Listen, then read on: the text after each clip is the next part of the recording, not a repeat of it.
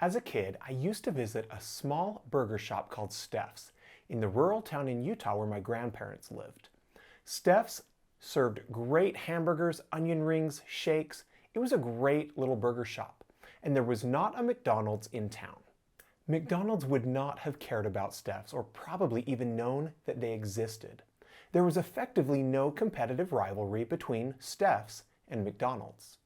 For competitive rivalry to exist, firms must be aware of one another, be motivated to either attack or defend their market position, and have the ability to either attack or defend their position.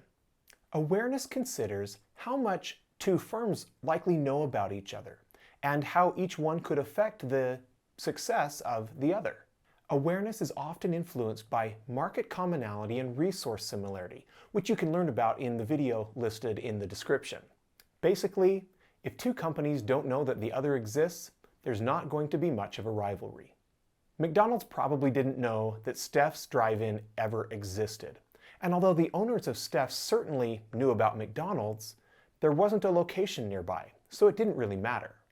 The next driver of competitive behavior is motivation. Let's say that Steph's were to run a promotion or even open a new location in town. While this technically could have drawn a few customers away from the Golden Arches 20 miles away, the effect would actually have been fairly small. McDonald's likely would not have been motivated to do much about it.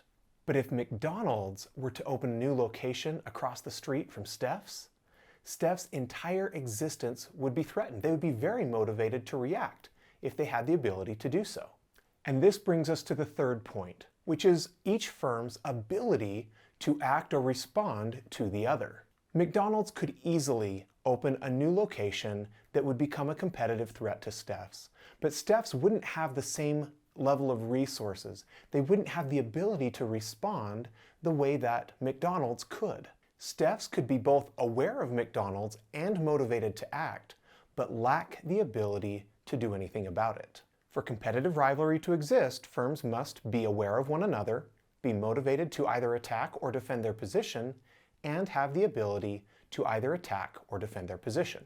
You can't consider a company that you're not aware of, but I want you to identify a company whose competitive behavior could affect yours. What threat could that company pose to your company? Would your company be motivated to act? Then I want you to identify the resources and capabilities that would be necessary for your company to counter that potential threat. Could your company counter a competitive attack, such as a new product line or opening new locations?